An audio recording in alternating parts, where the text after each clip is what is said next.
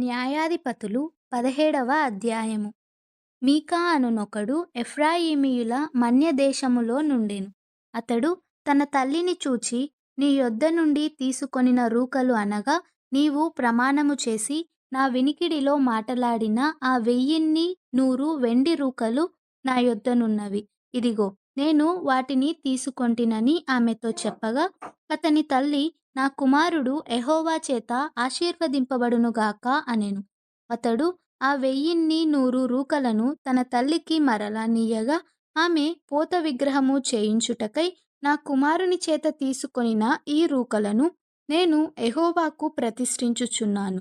నీకు మరలా అది ఇచ్చెదననెను. అతడు ఆ రూకలను తన తల్లికియ్యగా, ఆమె వాటిలో 200 పట్టుకొని కంసలికప్పగించెను.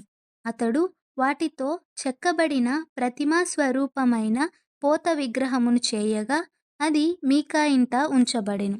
మీకా అను ఆ మనుష్యునికి దేవమందిరమొకటి ఉండెను.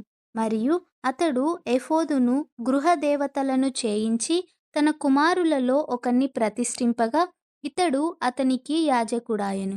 ఆ దినములలో ఇశ్రాయేలీయులకు రాజు లేడు. ప్రతివాడును తన తన ఇష్టానుసారముగా ప్రవర్తించుచూ వచ్చెను. యూదా బెత్లెహేములో నుండి వచ్చిన యూదా వంశస్థుడైన ఒక యవ్వనుడుండెను. అతడు లేవీయుడు. అతడు అక్కడ నివసించెను. ఆ మనుష్యుడు తనకు స్థలము దొరికిన చోట నివసింపవలెనని యూదా బెత్లెహేము నుండి బయలుదేరి ప్రయాణము చేయుచు ఎఫ్రాయిమీయుల మన్యదేశముననున్న మీకా ఇంటికి వచ్చెను. మీకా, నీవు ఎక్కడ నుండి వచ్చితివని అతన్నడగగా, అతడు, నేను యూదా బెత్లెహేము నుండి వచ్చిన లేవీయుడను. నాకు దొరకగల చోట నివసించుటకు పోవుచున్నానని అతనితో అనెను. మీకా, నా యొద్ద నివసించి నాకు తండ్రివిగాను యాజకుడవుగాను ఉండుము. నేను సంవత్సరమునకు నీకు 10 వెండి రూకలను, 1 దుస్తు బట్టలను, ఆహారమును ఇచ్చేదనని చెప్పగా, ఆ లేవీయుడు ఒప్పుకుని ఆ మనుష్యుని యొద్ద నివసించుటకు సమ్మతించెను. ఆ యవ్వనుడు అతని కుమారులలో ఒకని వలె ఉండెను.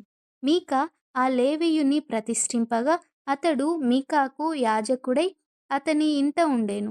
అంతటా మీకా, లేవీయుడు నాకు యాజకుడైనందున యెహోవా నాకు మేలు చేయునని ఇప్పుడు నాకు తెలియును అనెను.